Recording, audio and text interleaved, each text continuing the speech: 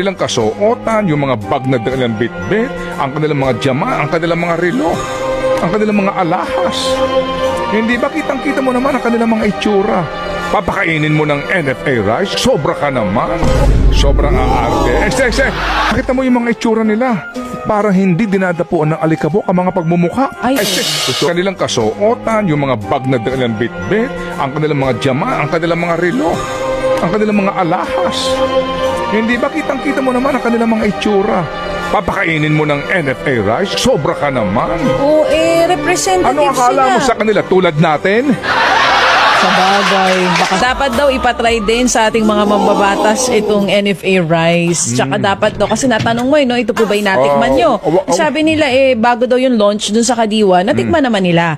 Ang gusto daw makita nung iba dito, yung araw-araw talagang yun ang kakainin. Kung po pwede na ganun. Yun ang kanilang isasain. Oo. Yung ating mga mambabatas. Yun nga. Huwag mo naman silang idamay dito. Ikaw Bawal naman. sila kumain ng NFA rice? Ikaw naman. Ay, marami dyan on diet. Okay. So, ano sila? Kung iba nga dyan, yung mga, siguro yung mga kagalang-galang na lalo na ho, yung mga sobrang aarte.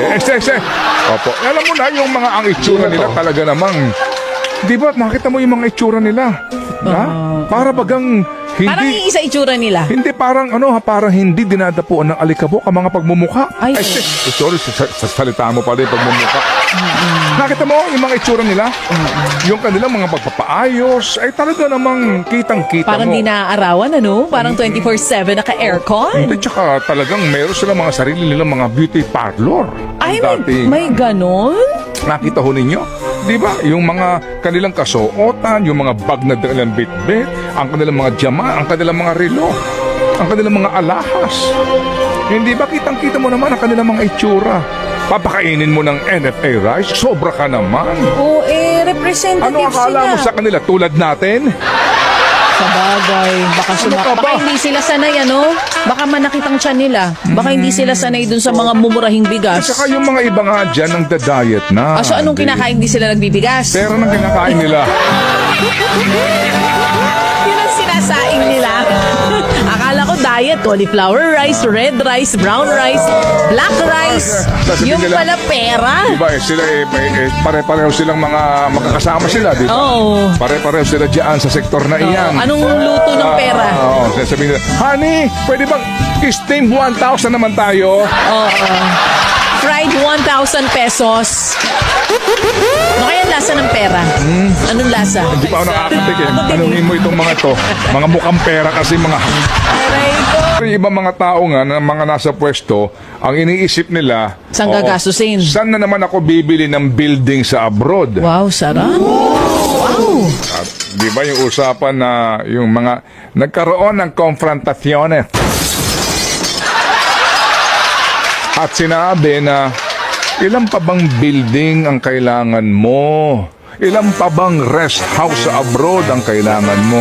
Ilan pa bang Richard Mille na relo Ang gusto mo? ang gusto mo? May kumprontahan? Nagkaroon ng konfrontasyones at nagsabihan daw ng mga ganoon, di ba? Nasabihan ng ganun. Oh, baka Ano pwedeng sagot? bawas-bawasan ang katawapangan nyo. May ganoong kwento. Ha? Dati-rate, di ba? Ang pag naandun sila sa sesyon, naandun sila. Oo. Pag nakita yung relo na dati-rate, Rolex. Di ba? Rolex. Di ba? Kapag nakita mo dati, Patek. Ngayon, Oo.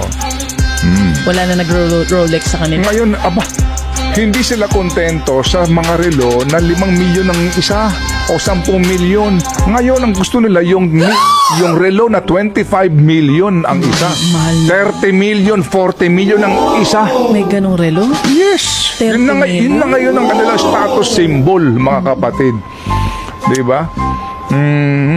Pagka ba tumingin ako sa oras nun, ano ba? Anong pakiramdam? Ha? Yung ganun. Oo. Hindi, kasi yung ganong uri ng mga tao, mga kapatid, kapag tumingin sila sa kanilang orasan, Oo. talagang ang kanilang, yun ang nagbibigay sa kanilang motibo Para? at inspirasyon na magnakaw pa. May alarm clock sila, damihan mo pa, ganon? Kasi Uy, pag kulang nakita pa. nila yung relo nila, yun ang kanilang palatandaan ng kanilang kaswapangan. Aray ko. Tinanim yan, di ba? Oo, inaani yan, galing po ng Vietnam. Galing ibang bansa. So galing ng ibang bansa. Oo. At pagkatapos, isinakay pa yan papunta doon sa pier. Oo. Ikinarga ng barko. Oo. Yung barko ay bumiyahe ng pagkalayo-layo. Correct. Dumating sa Pilipinas. Oo. Alright, nagbayad ng taripa yung importer. Nagbayad ng tara sa customs. Aba, may tara? Okay, Oo. inilabas po ng aduana. Oo. Inilagay doon sa kanilang bodega. Bago makarating dito po sa retailer, ang presyo pareho lang. Pareho lang. Nakafocus sila dito po sa imported rice, right? Imported rice. Laging imported rice. Oh. Pag-aralan nyo naman mabuti yan. Kasi kung magtatakda ka ng price cap sa imported rice na 58, Oo. lahat dyan mag-58. Kaya nga, I mean, even yung mga baka yung 55 lang ang presyo, 50 lang ang presyo, baka, di ba, maging dahilan pa yan para mas taasan yung Okay. bigas na imported. Okay. Common sense, di ba? Yes, Anyway. January 20, patutupad yan. Kasi nga daw po, gusto talaga nila na pababain ang presyo po ng bigas. Hindi ho masamang intensyon niya. Sa matter of fact, nagagalak tayo dahil mukhang doon nakafocus ang DA ngayon, di ba? Kasi nga yan po number one sanhi ng mataas na inflation. Pagkain. Pero yung bigas. focus na iyon, parang focus lang na pabanguhin. Focus lang na band-aid. Bakit naman si DA? May MSRP na 58 pesos. Saang planeta po ito nang galing? Ang bantay presyo po mismo galing sa Department of Agriculture. Sa Okay. RPTV. So, pag pinuntahan mo yung imported commercial rice, ang special magkano? Sa imported, Okay. 53 to 65 pesos. Ano ang premium sa imported rice? 50 to 60 pesos. Okay. Yung well-milled, 44 to 52. Alright. Puntahan mo yung local rice. Ang special, 55 to 63 pesos. Local po yan. Ang premium rice na local, 48 to 58 pesos. Ang well-milled, 40 to 53. Okay. At ang regular milled ay 37 to 50 pesos. Okay, sige. Puro kayo imported. Pero bakit kakapresyo ng imported ang local? One valid point. Tama? Okay. Speaking of imported, ang Pilipinas ba, ilang porsyento ng imported rice ang kailangan natin para sa ating total consumption? Ilan, mga kapatid? Halos 20% lang ng pangangailangan sa bigas ng Pilipinas ang imported. Okay, so 80% ay locally produced.